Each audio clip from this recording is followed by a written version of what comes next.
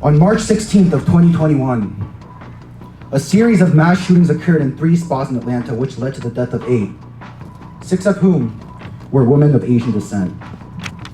Unfortunately, this case has not been reported as a hate crime. According to the police, the killer said he was motivated by a sexual addiction that was at odds with his religious beliefs. It seemed that he was defended for his psychological disabilities. The killer also said that he was having a bad day. Who was having a bad day? I felt so numb these past couple of months, every day waking up and seeing yet another news article or post about another attack on Asian civilians. I didn't know how to process everything that was happening. I felt as though I did not have the right to be angry or upset, that this was just something that happened. I questioned whether or not I was overreacting to the rise of anti-Asian hate crimes because it seemed like no one else cared. The 6 were brutally murdered in silence. The more we stayed oppressed in silence, the 3,800 cases of anti-Asian racist incidents will continue to prevail over our voices. We have gathered here today. Is it really because Asians don't raise their voices? Are our hate crimes irrelevant because the history of it is too short? When the teacher states I hate Koreans 6 times in the safest and the most prestigious school, it is not considered a hate crime. When 6 people are murdered in the span of a day, it is not considered a hate crime. Then what the is a hate crime? Will it be a hate crime when 100 or more of our fellow civilian lives are taken? Is it still our problem, or is it the problem with the law? We're consistently told that problems will be fixed once both perpetrators and victims, as well as educators and students, are educated. However, there's no time to educate the hate crimes that are taking in place, as if it's like a joke dealing with the lives of human beings. In this case, the police, judges, prosecutors, the media should first be educated so that there should be a warning or a strong initiative that must be implemented so that people are afraid of causing these hate crimes. Why are hate crimes considered when our law can't keep its promise? If this wasn't racism, what meaning does a hate crime have? Racially motivated violence should be called out exactly for what it is, and we must stop making excuses or rebranding it for its economic anxiety or sexual addiction. I, like all of you, still have hope for this country. I have hope that everything they sacrificed and grinded wasn't for in vain. That all of their hard work did give their family a better chance of life. But I still have hope.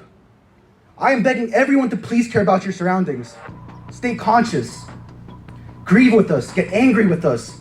Stop allowing Asian stereotypes to jokes to be perpetuated. Call out your racist friends. Protect our elderly. Ask your Asian friends if they want to walk home together. Please, just pay attention, because this is our home. Thank you.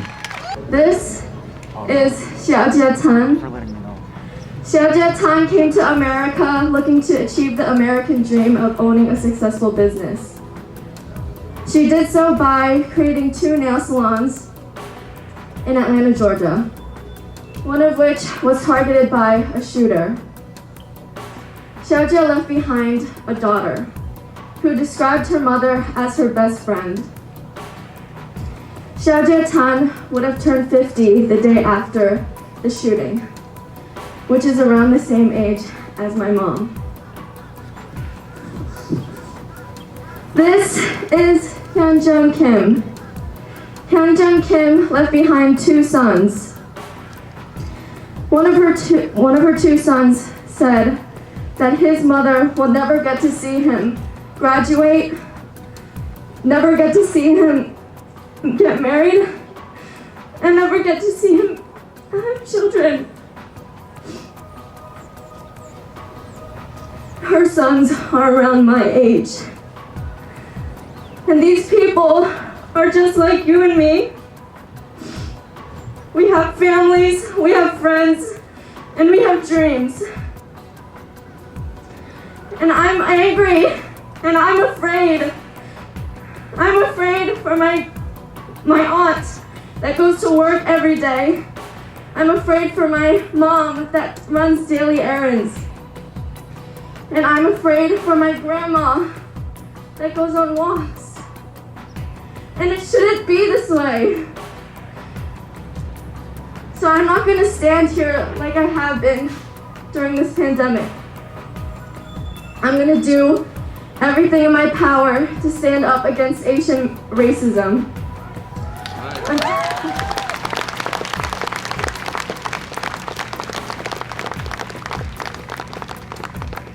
going to do everything that I can to stop Asian racism, so I'm not afraid anymore. Thank you. I am so very sorry. But I also want to say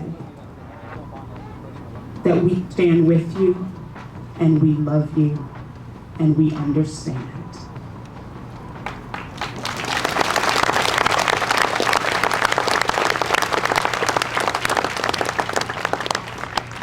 Those of us who love justice, and we will always speak out against injustice, no matter whom the target or victim is.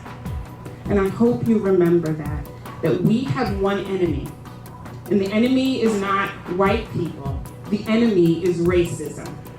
So if you are against racism, we are all on the same side. So thank you all for showing up and making your voices heard today. Now I'd like to introduce you to my co-organizer, Cecilia Chen, just another mom and a local resident whose voice was heard when she made a very honest and vulnerable post regarding her own racist experiences. That the shooter tried to explain his motives as sexual in nature doesn't dismiss his actions as a hate crime. On the contrary, his own self-professed motives make this a double hate crime against both Asians and women. We're here today to mourn the lives lost in Atlanta and for all those who died because of hate. Yet again, a person with hate and rage has murdered innocent people. 1960s, we had the civil rights movement where Black Americans were disenfranchised in this country. It is now time for another movement where we're all considered to be inclusive, we're all part of the American dream, and we're all accepted as Americans. I'm Bergen County Commissioner Tracy Zer.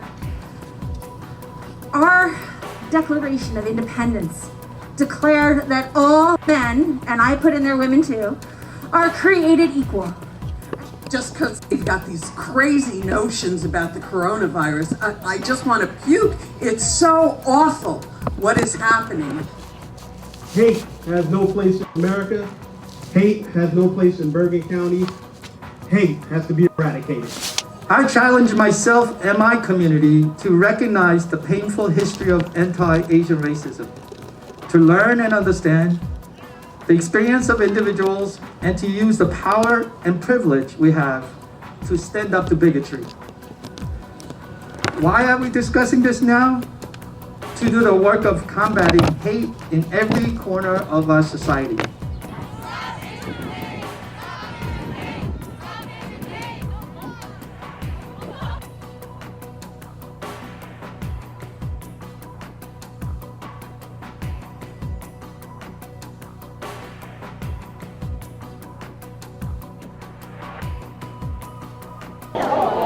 시간이 지날수록 차세대 목소리에 높이는 게 아주 중요하다고 느낍니다. 이제 에이신 헤이트 크라임을 통해 Black Lives Matter 무브먼트에 동참을 해서 이제 모든 레이스들이 다 도움을 줄 수 있는 그런 environment가 오면은 저희 헤이트 크라임을 프리벤트할 수 있을 것 같습니다. 이제는 정말 자기가 이 아시안 아메리칸으로서의 그런 입지를 쳤으면 좋겠습니다. 이런 일들을 통하여서 우리가 더욱더 힘을 모아서 함께 한 목소리를 냈으면 좋겠습니다.